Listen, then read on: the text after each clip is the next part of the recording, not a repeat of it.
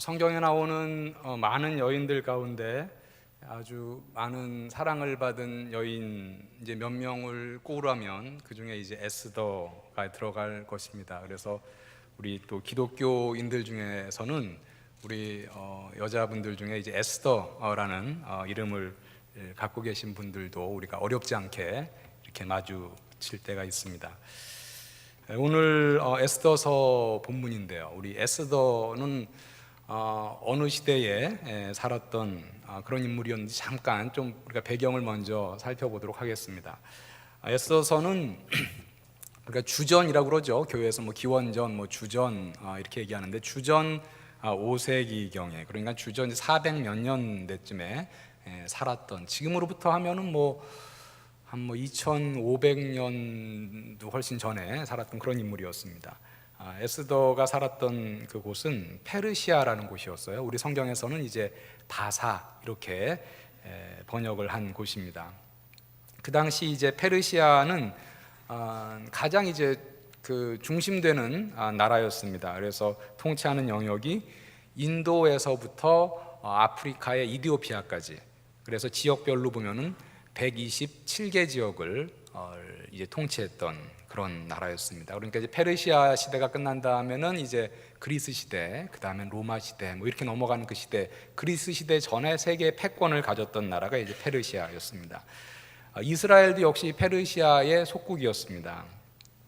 그래서 우리가 이제 이스라엘과 관련되어서는 고레스 칙령으로 잘 알려져 있죠. 이스라엘 백성이 이제 바벨론의 포로였을 때 페르시아가 바벨론에게 승리했습니다. 그래서 이제 바벨론의 포로였던 이제 이스라엘을 페르시아가 이제 너희들은 물론 우리나라의 속국이지만 너희들의 그 하나님께 제사를 드리러 예루살렘에 귀환해라, 이렇게 귀환을 허락했던 그런 민족이죠. 에스더가 살았던 시대는요, 페르시아 왕 중에 성경에 보니까 아하수에르 왕의 시대였습니다. 주전 486년부터 465년까지 약 20년간 통치했던 그런 왕이고요. 이 당시에 이제 왕궁은 성경에는 수산궁 이렇게 되어 있습니다. 이 수산궁은 이제 지금으로 말하면 이란의 남부 지역입니다. 오늘 우리가 에스더 4장 13절부터 16절까지의 본문을 읽었는데, 우리가 본문까지 에스더서의 이야기를 조금 살펴볼 필요가 있습니다. 이 페르시아의 아하수에르 왕이 큰 잔치를 벌였습니다. 그래서 127개 지역에서 그 지방의 장관들을 다 초대했어요. 그리고 자신의 신하들도 초대해서 무려 180여일 동안 잔치를 했습니다. 스케일이 정말 크죠. 그런데 이제 그 잔치 가운데 페르시아 그 당시 이제 아하수에르 왕의 왕비의 이름이 와스디라는 왕비였습니다. 페르시아 아하수에르 왕이 자신의 왕비의 아름다움을 각 지역에서 온 지방 장관들과 그리고 신하들에게 보여주길 원했어요. 그래서 이제 자신의 신하를 시켜서 와스디를 좀 이곳에 데려오라, 이렇게 얘기를 했습니다. 그런데 이제 성경에는 이유는 알려지지 않았는데 와스디가 그 왕의 명령에 따르지 않고 그 자리에 나오지 않았습니다. 그랬더니 그 이제 아하수에르 왕의 신하들이 아하수에르 왕에게 아주 심각하게 얘기했습니다. 왕이시여, 와스디가 아무리 왕의 왕비이지만 왕의 명령을 거절하는 것을 이 모든 신하들과 이 모든 지방장관들 앞에서 이렇게 보여주는 것은 옳지 않습니다. 만약에 이것을 왕이 그냥 넘어간다면 이 나라에 있는 모든 여인들은 자신의 남편을 아주 우습게 보고 아주 악한 그리고 부정적인 영향을 초래할 것입니다, 이렇게 얘기를 했습니다. 에스더 1장 17절과 18절에 보면 이렇게 기록을 하고 있습니다. 아하수에르 왕이 명령하여 왕후 와스디를 청하여도 오지 아니하였다 하는 왕후의 행위의 소문이 모든 여인들에게 전파되면 그들도 그들의 남편을 멸시할 것인즉 오늘이라도 바사와 메대의 귀부인들이 왕후의 행위를 듣고 왕의 모든 지방관들에게 그렇게 말하리니 멸시와 분노가 많이 일어나리이다. 결국 그 아하수에르 왕이 자신의 왕비 왕후 와스디를 이제 폐위시켰습니다. 그리고 이제 새로운 왕비를 구하기 시작합니다. 아름다운 여인들이 수상궁으로 이제 모여듭니다. 몸을 정결하게 하고 치장합니다. 그래서 이제 물론 뭐 후궁은 많았겠지만 이제 왕비를 뽑아야 되는 것이죠. 그래서 여러 후궁이 더 많이 지금 늘어난 상태입니다. 그런데 그 수상궁 주위에 유대인 모르드게라는 사람과 또 그의 사촌 에스더라는 사람이 살고 있었습니다. 에스더는 용모가 매우 뛰어나서 이제 후궁으로 뽑히게 되었습니다. 그리고 이제 시간이 흘렀는데요. 에스더는 아하수에로 왕에게 가장 많은 사랑을 받고 결국은 그 와스디를 이은 왕후가 되었습니다. 그리고 이제 그 모르드게는 에스더의 사촌으로서 수상궁 주위에 살면서 간혹 에스더와 가끔 연락을 하고 그렇게 지냈습니다. 그런데 하루는 그 모르드게가 그 왕의 신하들 중에 왕의 내시 빅단과 데레스라는 사람이 왕을 암살하려는 그런 음모를 꾸미고 있다라는 그 소식을 듣고 에스더에게 그것을 알려주고 에스더가 왕에게 그 얘기를 해서 왕은 결국 그 두 사람을 이제 나무에 목 매달아 죽입니다. 그리고 모르드게의 이름이 그 당시 이제 왕실의 일기에 기록이 되었습니다. 시간이 조금 더 이제 흘렀습니다. 그 당시 이제 페르시아에는 하만이라는 사람이 있었어요. 이 하만이라는 사람은 아하수에로 왕 바로 다음의 자리에 있던 사람입니다. 2인자였죠. 그래서 이 하만이라는 사람이 수상궁 주위를 돌아다닐 때 어떤 그 명령을 내렸냐면 모든 사람은 내가 걸어갈 때 나에게 꿇어 절하라, 이런 명령을 내렸습니다.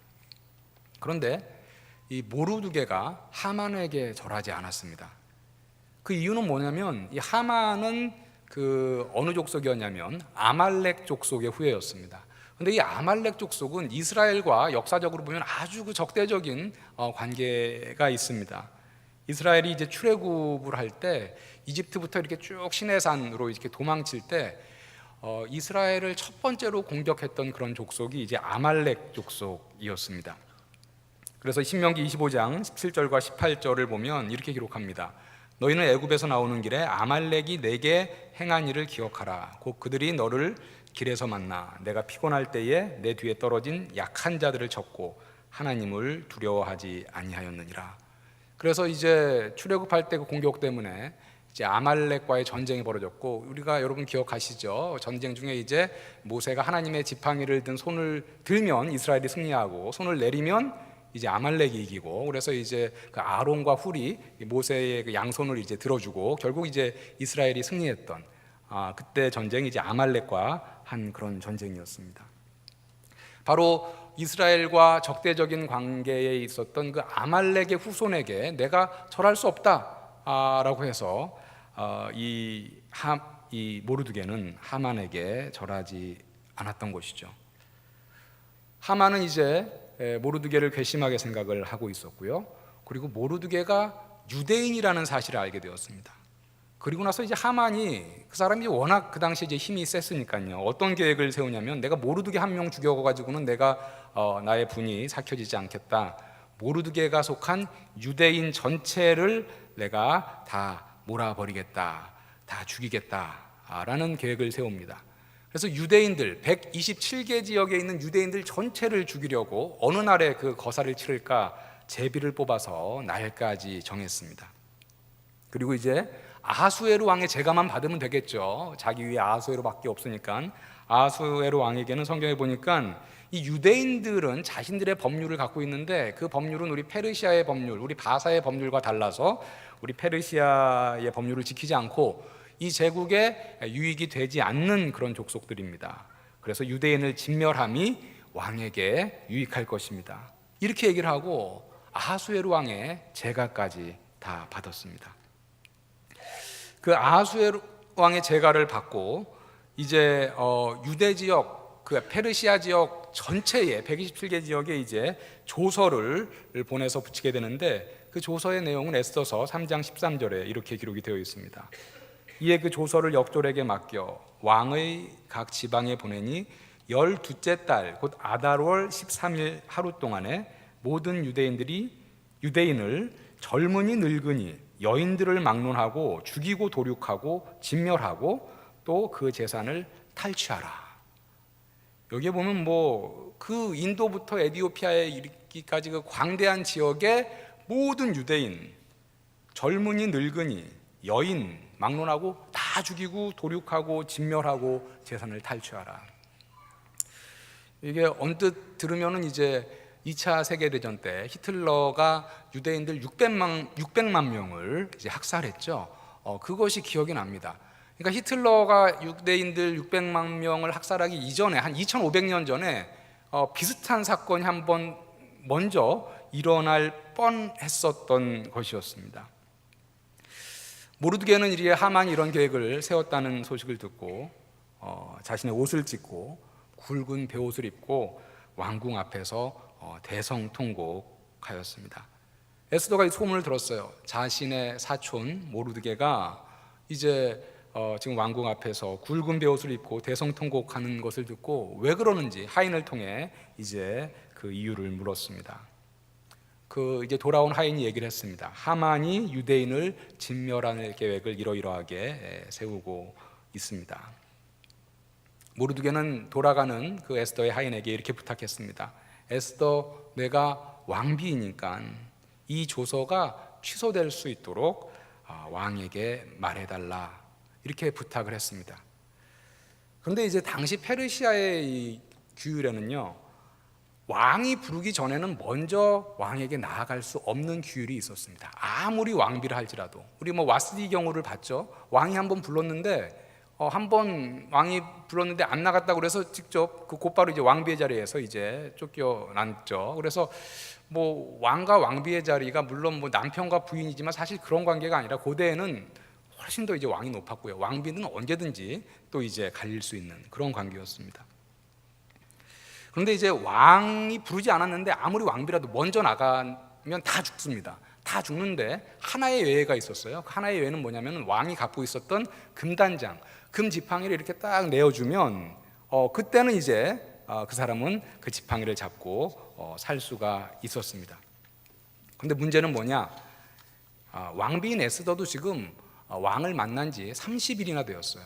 그리고 30일 동안 부름을 한 번도 받지 못한 상황이었습니다. 그래서 이제 이러한 에스더의 어려움을 이제 모르드게에게 하인을 통해서 전달을 했습니다. 그랬더니 이제 모르드게가 이제 에스더에게 다시 답변을 보냅니다. 그것이 이제 오늘 우리가 읽은 본문 에스더 4장 13절과 14절 말씀입니다. 잠깐 볼까요? 4장 13절과 14절. 우리 다 같이 한번 두 절 같이 한번 읽어보겠습니다. 4장 13절 14절 시작. 모르드게가 그를 시켜 에스더에게 회답하되 너는 왕궁에 있으니 모든 유다인 중에 홀로 목숨을 건지리라 생각하지 말라. 이때 내가 만일 잠잠하여 말이 없으면 유다인은 다른 데로 말미암아 노임과 구원을 얻으려니와 너와 내 아버지 집은 멸망하리라. 내가 왕후의 자리를 얻은 것이 이때를 위함이 아닌지 누가 알겠느냐 하니.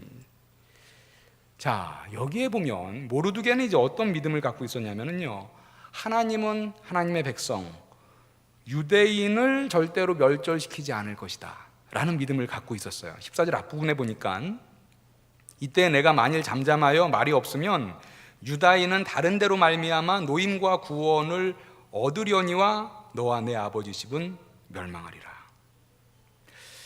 에스더가 유대인을 구원하는데 동참하느냐 동참하지 않느냐 상관없이 하나님은 유대인을 구원할 것이다, 이렇게 모르드게가 믿고 있었다라는 것이죠. 즉 유대인이 구원을 받는 것은 에스더가 말을 하든지 안 하든지 간에 유대인은 분명히 구원을 받을 것인데, 유대인이 구원을 받는 것은 이것은 하나님의 섭리이다라고 모르드게는 믿었던 것입니다. 자, 우리가 교회에서 하나님의 섭리 뭐 이런 말을 이제 종종 합니다. 뭐 성경에는 이 섭리라는 말이 직접적으로 나오지는 않고 이제 신학적인 용어죠, 그죠? 성경에 있는 여러 가지 일들을 개념화해서 한 말인데, 이 하나님의 섭리라는 것은 이제 어떤 의미를 얘기하느냐? 하나님의 뜻, 그리고 덧붙여서 하나님이 하나님의 뜻을 이루기 위해서 하시는 하나님의 행위, 그러니까 우리가 하나님의 뜻 플러스 그 뜻을 이루기 위한 하나님의 행동을 우리가 포괄해서 하나님의 섭리 이렇게 얘기한다는 겁니다. 근데 지금 모르드게는 하나님의 섭리가 무엇이냐? 유대인이 구원을 받는 것이 하나님의 섭리이다 이렇게 믿은 거예요. 하나님의 뜻이고 하나님은 그것을 이루기 위해서 분명히 액션을 하실 것이다. 하나님의 섭리를 이루실 것이다 이렇게 믿었던 것이죠. 오늘 성경에 있는 그 13절과 14절을 우리가 조금 더 풀어서 말하면 모르드게가 지금 이렇게 말한 겁니다. 에스더, 네가 지금 30일 동안 왕에게 불림을 받지 않았다고 해서 망설일 수 있지만 네가 만약에 이 일에 동참하든지 만약에 네가 동참하지 않든지 어차피 하나님은 유대인을 구원할 것이다. 이 하나님의 섭리에 너가 동역해야 하지 않겠느냐? 에스더, 너가 왕후가 된 것은 사실 하나님이 이 때를 위해서 준비시킨 것이 아니겠느냐? 내가 하나님의 섭리에 동역하지 않아도 하나님의 섭리는 반드시 이루어질 것이지만 너와 내 아버지 집은 멸망하리라 이렇게 말한 것입니다. 오늘 설교의 제목이 하나님의 섭리와 인간의 동역입니다. 우리 본문을 통해서 하나님의 섭리와 인간의 동역이 어떤 관계에 있는지 잠깐 생각을 좀 해보겠습니다. 첫 번째, 인간은 하나님의 섭리를 좌지우지할, 하나님의 뜻을 좌지우지할 위치에 서 있지 않다라는 것입니다. 지금 모르드게는 이렇게 얘기하죠. 에스더, 네가 여기에 동참하든 동참하지 않든 하나님의 섭리는 변하지 않을 것이다. 유대인을 구원할 하나님의 섭리는 이루어질 것이다 이렇게 얘기합니다. 하나님의 섭리를 거스리는 인간의 결정이 하나님의 섭리가 이루어지지 못하게 하지 못한다라는 것이죠. 그렇다면 인간은 누구입니까?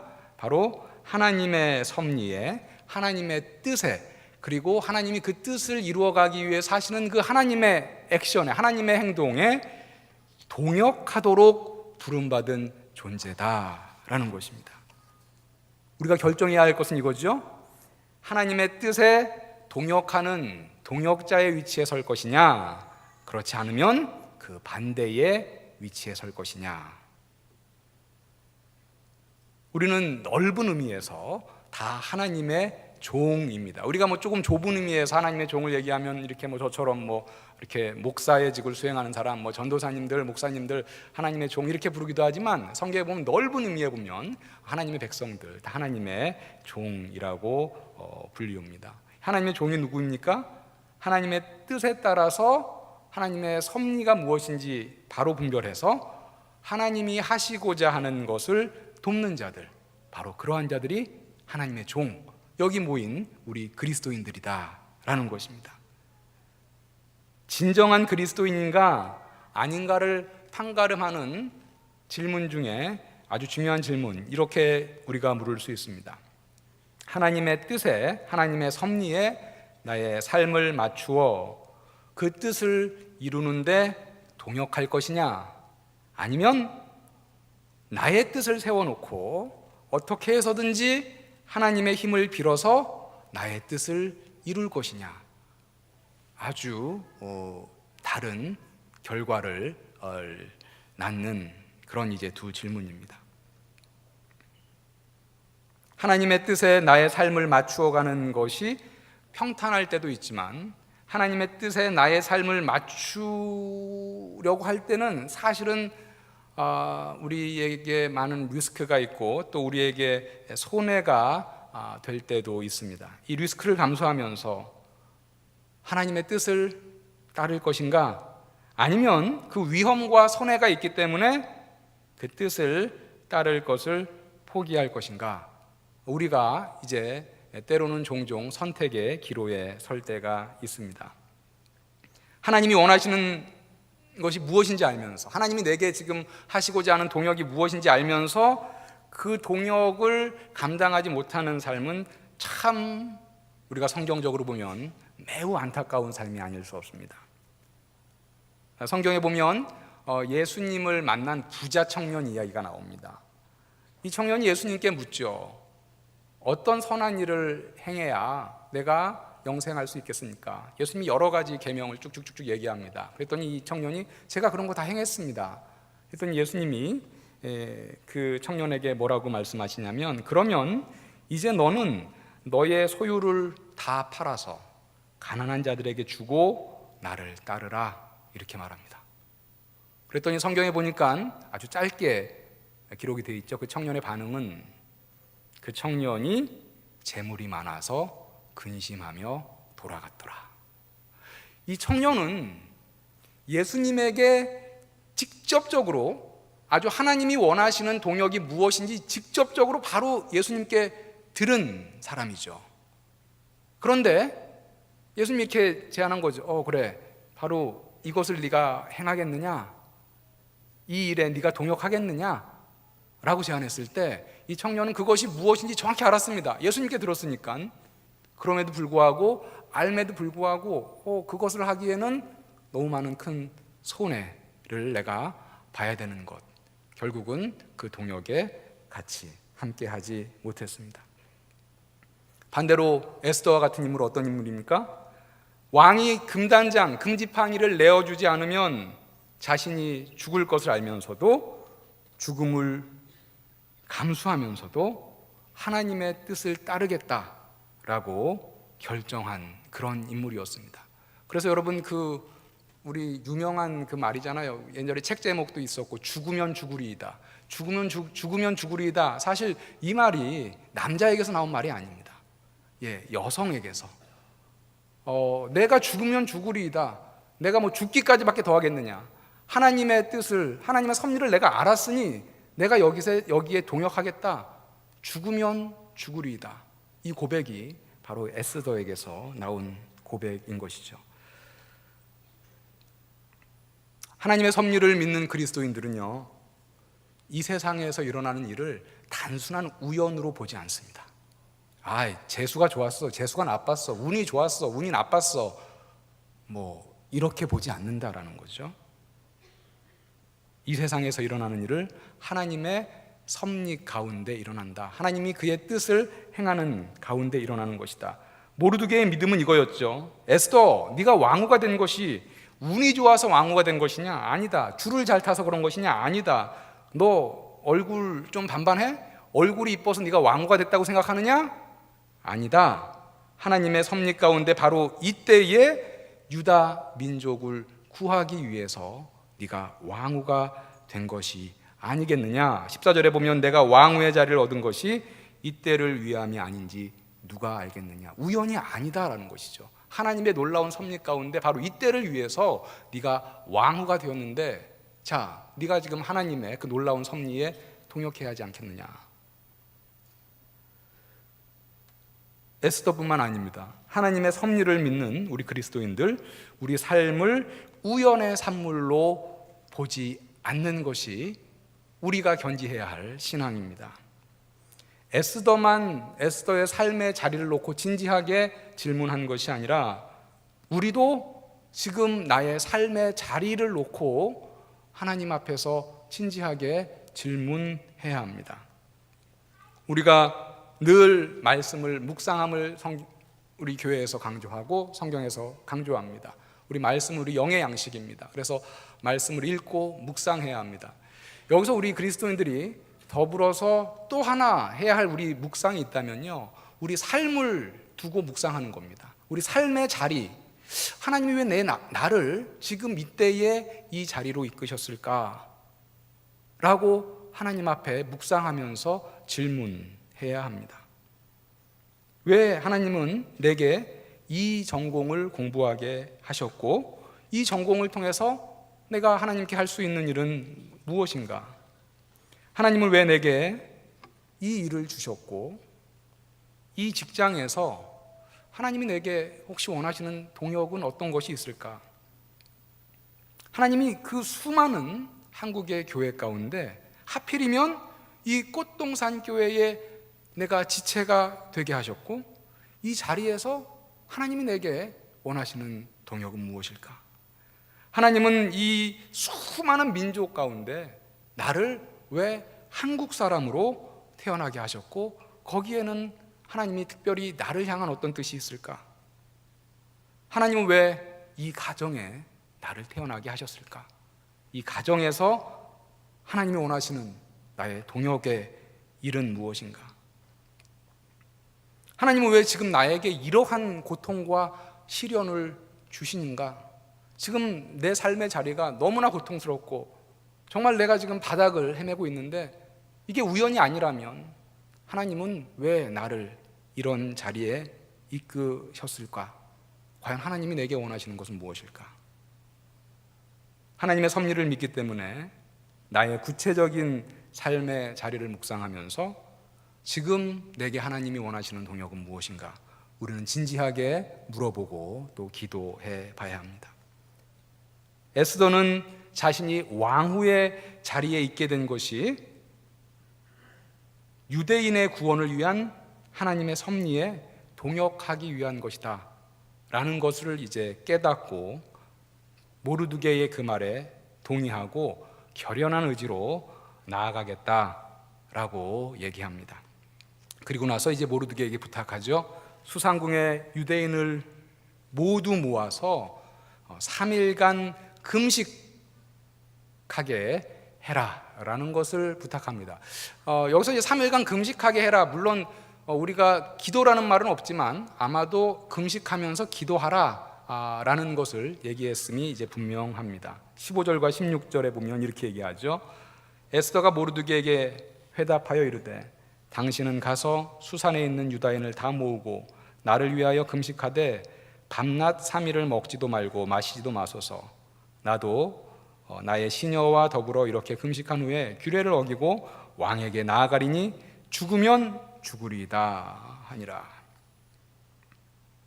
에스더는 하나님의 섭리에 동역하기 위해서 죽음까지도 불사했습니다.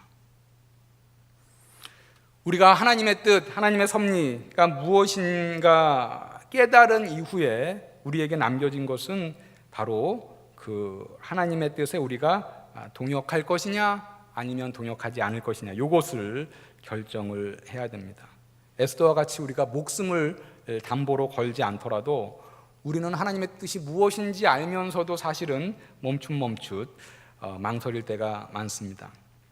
나의 시간을, 나의 자존심을, 그리고 또 나와 내 가족의 안락함을, 또 나의 재물을, 나의 사회적 지위를, 나의 야망과 출세, 이런 것들 다 내려놓고 포기해야 되고 어느 정도 내가 하고 싶은 것들 손해보고 하지 못하는 경우도 많이 있기 때문이죠. 자신의 사명을 위해 죽음까지도 불사한 에스더의 믿음은 죽으면 죽으리이다 였습니다. 사명을 이루기 위해서 에스더가 했던 것, 우리가 놓치지 말아야 될 것 하나는 그가 그 사명을 이루기 위해서 간절하게 기도하였다는 사실입니다. 3일 동안 금식하면서 기도하는데 한 가지 우리가 볼 것은 혼자 기도하지 않고 함께 기도해 달라고 요청한 것이죠. 우리도 하나님께서 우리 각자에게 주신 하나님의 일, 우리에게 맡겨주신 그 동역을 위해서 그냥 나아가는 것이 아니라 간절히 기도하되 사실은 우리가 함께 기도하는 것이 훨씬 더 유익하고 성경적이다라는 것을 우리 알 수 있습니다.